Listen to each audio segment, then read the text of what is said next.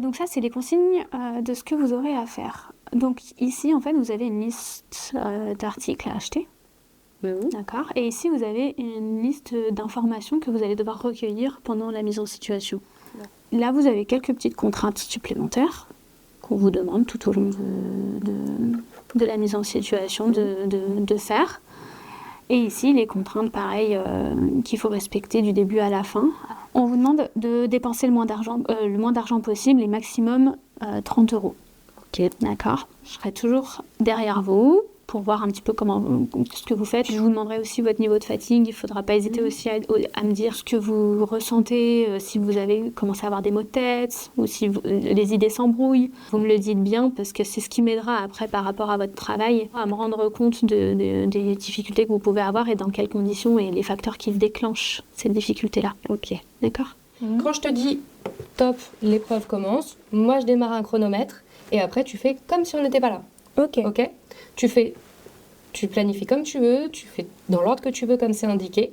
Nous, on sera derrière toi, mais c'est comme si on n'était pas là, ok ? Le but, c'est vraiment que tu fasses comme si tu étais seule, en autonomie. D'accord.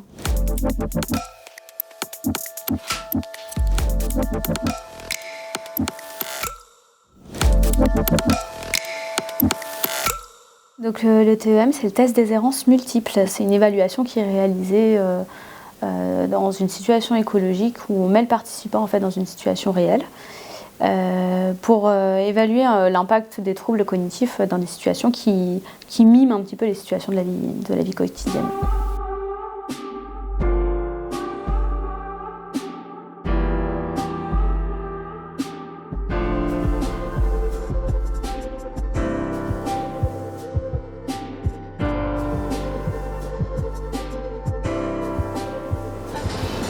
Est-ce que vous êtes prête ?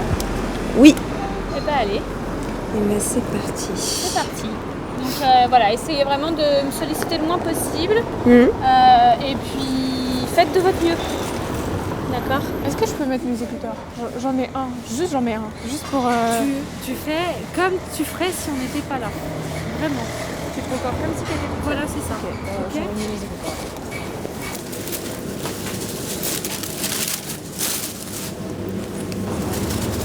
Alors il est 7. C'est parti ? Ouais, allez. Très bien. Donc un premier... Il y a 2 professionnels qui font l'évaluation. Souvent, c'est un binôme neuropsy et ergothérapeute. Et sur une demi-journée, en fait, on donne aux patients une liste de tâches à effectuer. C'est des tâches qui miment un petit peu des tâches qu'ils pourraient réaliser dans le quotidien, une liste de courses, d'achats à effectuer, avec des contraintes, à la fois des contraintes de budget, des contraintes horaires. Et le patient va devoir s'organiser en autonomie pour mener ces tâches en essayant d'être le plus efficace possible et en respectant l'ensemble des consignes qui lui sont données, du type de se donner rendez-vous à tel endroit, à telle heure. Et donc, il va devoir faire attention de ne pas aller à l'autre bout du centre-ville pour pouvoir se présenter au point de rendez-vous à l'heure. De notre côté, c'est d'être le plus discret possible. Notre but, c'est qu'en gros, regarder comment le patient se comporte si nous n'étions pas là. Donc, la plupart du temps, on se met en retrait. On est quand même là pour justement s'assurer qu'ils ne se mettent pas en danger et du coup intervenir aussi auprès, par exemple, des commerçants pour leur expliquer rapidement ce qu'on fait et pourquoi on est là. Merci. Bonne fin de journée. Au revoir.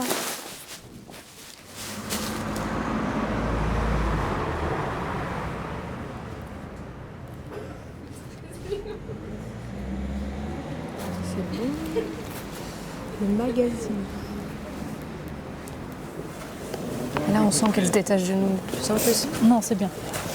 C'était le but aussi. Ouais.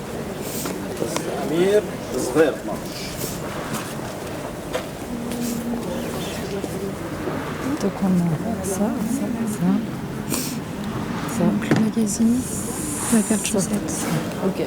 Ça nous permet parfois de voir des choses un petit peu plus subtiles. Il y avait par exemple le cas d'une patiente qui avait des troubles attentionnels et dans le supermarché, il y a eu une inversion de produit. Donc au lieu d'acheter du dentifrice, elle a pris du savon pour les mains, donc ce qui montre qu'à la maison, ça peut être réellement une mise en danger pour elle d'inverser quelque chose de non comestible, quelque chose de comestible. En tout cas, voilà ce type d'erreur attentionnelle qu'on peut observer. On va pouvoir avoir des exemples beaucoup plus clairs des difficultés. Par exemple, quelqu'un qui ne fait pas attention au budget, quelqu'un qui ne fait pas attention quand il va traverser, quelqu'un qui va, par exemple, dans un magasin, quand il y a du monde, passer devant tout le monde pour aller demander quelque chose en particulier. Nous, ça va nous permettre de nous dire, ben voilà, par exemple, pour aller en ville, cette personne a besoin absolument d'être accompagnée. In fine, ça nous permet d'orienter notre prise en charge sur les besoins d'accompagnement, éventuellement la mise en place d'aide pour le retour chez lui et aussi pour nous affiner derrière ce qu'on aura repéré par rapport aux forces et aux faiblesses cognitives.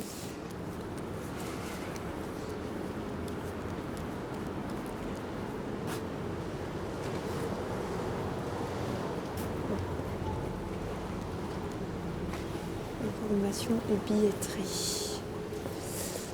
Télécharger. Scanner code.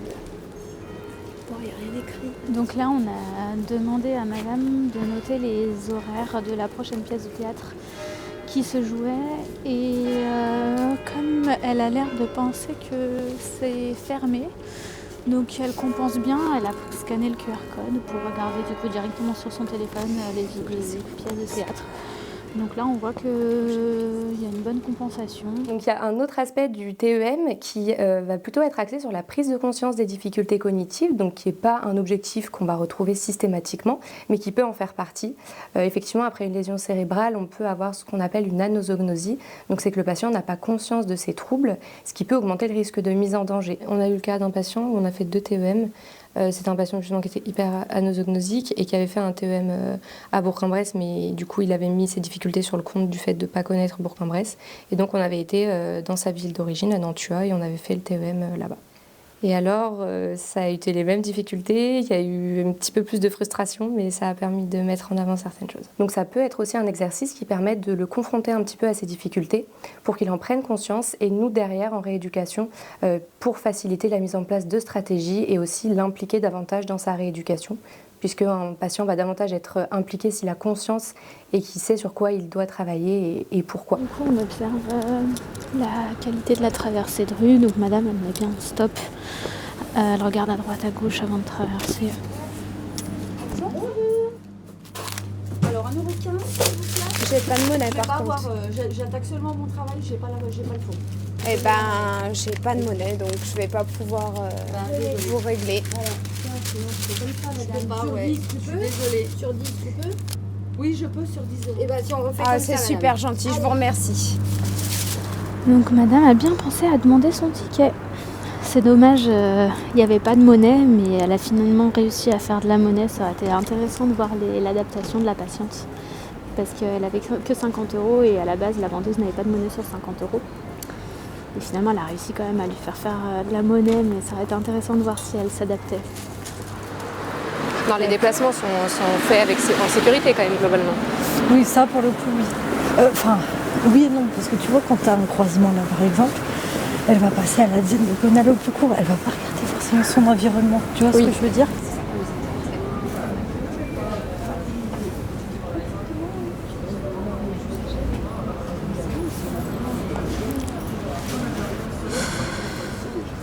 On y va tous? On y va bien, c'est intéressant. Enfin, on y va intéressant là. Il y a plus de recherche. Par contre, j'ai pas mis de chrono. Là, je pense que ça va faire peut-être bientôt un quart d'heure. Il va falloir qu'on retourne devant l'église. On vous suit. Voilà, on va retourner devant l'église. Ok. On teste un peu la mémoire prospective. On lui a demandé de se souvenir d'une action à réaliser dans le futur. Donc se redonner rendez-vous à l'église dans 15 minutes. Donc sur la mémoire prospective, c'est plutôt bon parce qu'elle n'a pas mis de chrono, elle n'a pas mis de minuteur. Et elle se souvient quand même de se donner rendez-vous dans l'église en 15 minutes sans avoir mis de rappel. Et on est à 20 minutes.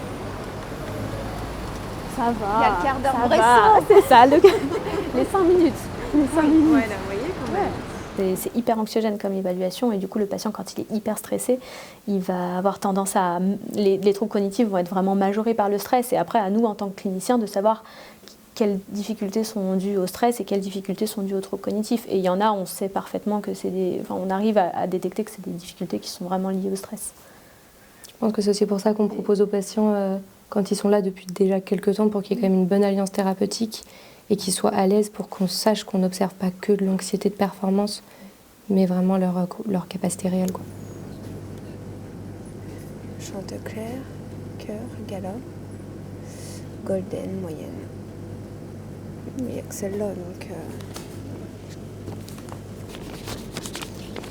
Donc là, je prends en photo la page justement où il y avait les pommes pour lui montrer que les galas qu'elle a prises, elles sont bien notées sur la machine. Et donc, pour lui faire un retour sur justement cette patiente a des troubles de l'attention sélective visuelle. Donc quand il y a plein de distracteurs, elle va avoir du mal à sélectionner la bonne info. Et là, on voit que les galas, en fait, elles sont là et elle a sélectionné les golden. Elle n'a pas trouvé les galas. On va remonter la rue, on va regarder si on trouve un magasin pour acheter des chaussettes, sinon on va jusqu'au Français pour prendre le menu le plus cher. Et puis il faut que je réfléchisse, on va peut-être s'arrêter à la pharmacie avant de prendre le paracétamol. On vous suit. Le TEM, souvent, il vient dans un second temps de la prise en charge, avec tout ce qui est mise en situation, du coup, dans les milieux écologiques, donc dans l'environnement que pourrait affronter au quotidien le patient. Dans un premier temps, en fait, c'est des bilans, des tests sur feuille. Sur feuille, par exemple, ma collègue va remarquer, voilà, il y a des troubles de l'attention, il y a des difficultés en ce qu'on appelle double tâche. Donc nous, notre but, c'est de voir comment ce qui a été observé, du coup, sur les feuilles, va se démontrer en fait dans un milieu écologique, donc dans un milieu qu'il va rencontrer au quotidien. Le test n'est pas toujours le même, on l'adapte. C'est-à-dire que pour des personnes qui vont globalement bien et sur lesquelles on a vraiment envie d'être un peu plus tatillon, parce que c'est des personnes qui sont jeunes, qui vont habiter seules, on va faire des TEM un peu plus complexes, donc où ils vont faire plus de choses, où là il y aura plus de besoin de réfléchir à comment organiser concrètement les différentes étapes. Pour d'autres patients, par exemple, on va simplifier au maximum. Donc ça va être quasiment un TEM réduit de moitié. C'est vraiment adaptable en fonction du type de pathologie et du type d'atteinte déjà évalué par nos collègues au préalable et observé aussi par nous dans d'autres mises en situation, par exemple. Il lui reste le sel, je ne sais pas si... On arrive, il lui reste le sel, mais on ne sait pas si du coup elle va chercher ailleurs pour en trouver. Il lui reste le magazine et du coup elle a repéré la papeterie et il lui reste la paire de chaussettes qu'elle va acheter maintenant. Puis voilà, elle aura terminé. Efficace.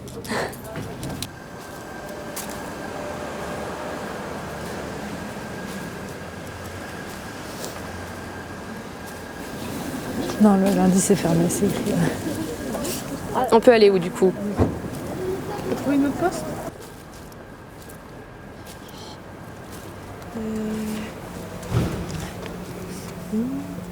C'est bon.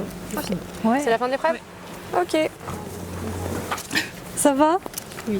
Ouais. C'est juste pour trouver ces trucs de poste là. Paracétamol, magazine, paquet de dosettes, la paire de chaussettes, demi-kilo de pommes, l'ail. Bon, je vous signale qu'il est fin de l'épreuve et qu'il est 15h25. Ok.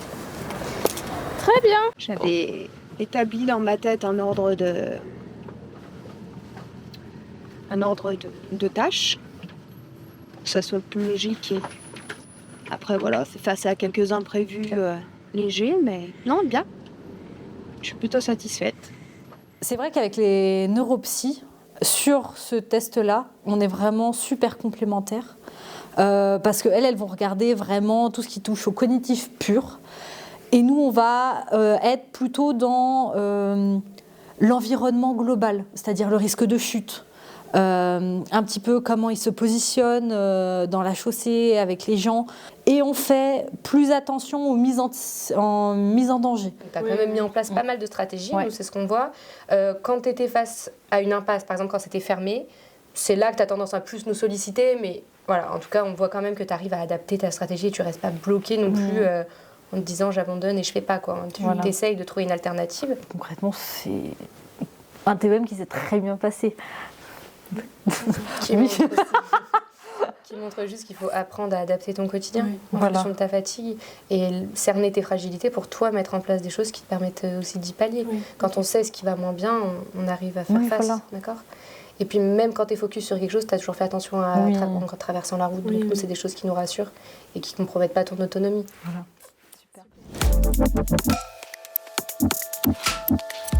Super.